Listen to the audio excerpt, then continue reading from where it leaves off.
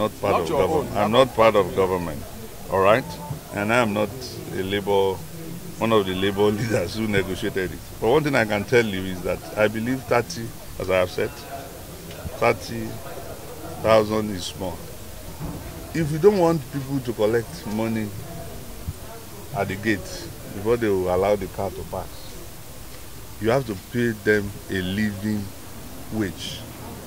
There was a time in this country that nobody was collecting bribes before they did their job. All right, maybe you didn't remember. These people of Nigeria, really are people of integrity. All right. I witnessed when you will leave your yams by the roadside and indicate that the price was 3 stones, and you were not there. People will come, drop the money, they will not take the money away. But people have been so dehumanized now because of poverty, because of collapse of value, because of the collapse of institutions, that they believe they behave below permissible standard.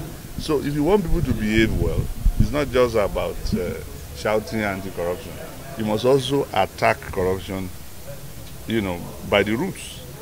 And one of the reasons, especially while people, at the lower level, take tips or whatever before they perform their job, is that they are not paying them a living wage.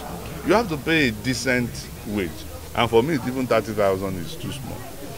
By the end of the first year of our government, by the grace of God, we will pay a minimum wage of 50,000. Okay. Now, I just want to ask, and now the political arena is quite tense. And contributed about $27 billion in remittances to Nigeria. You can net $100 billion on a yearly basis from remittances alone. We have not talked about tourism and what have you.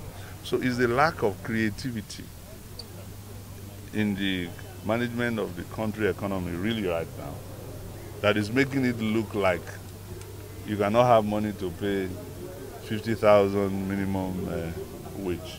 When you expand the GDP as a result of dismantling the bottlenecks to investment, the taxes that will be collected by government is so phenomenal that paying civil servant 50,000 minimum wage is nothing too difficult for a serious government to do. Right now, the minimum wage of Nigeria is one of the lowest in the world. And that is because of the lack of imagination in the economy. So it is not just a true receipt from oil that we need to manage this country. Even if nothing is stolen from the money that is made from oil, it's so little that it cannot look after 180 million people. For instance, in 2013, when Nigeria was celebrating a lot of revenue from oil, we made less than $47 billion in oil revenue.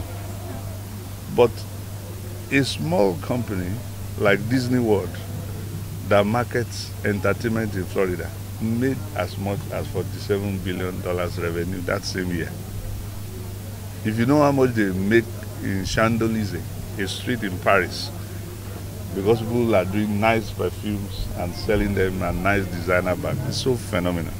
If you know what Eiffel Tower generates, we have very important sites in Nigeria that can be properly marketed for tourists to come and pay money for. There is so much about this country more than oil. Now, but the problem we have had is in the incongruity and the mismatch in the potential of Nigeria and the quality of leaders that we have had, especially since 1966. When Nigeria was governed properly in the period of limited self-government, when you had leaders who knew exactly what they were doing, Nigeria grew in every respect. Don't forget that Nigeria had television signals even before France, because of leaders like Chief Obafemi Awolowo. And they had imagination because they were sufficiently prepared in terms of education, exposure, and love for country, for leadership. Chief Obafemi Awolowo, as I said, was a lawyer. Abat Macaulay was a doctor. There was none of the leaders at independence that were illiterates or semi-illiterates. So we cannot be led by people who don't even understand how 21st century political economy is organized, and you will see progress. So once we fix these areas of deficiency, you know, the modern world is a knowledge-driven world. So it's not just about income from oil revenue. Okay, We're all right. still talking about the minimum wage.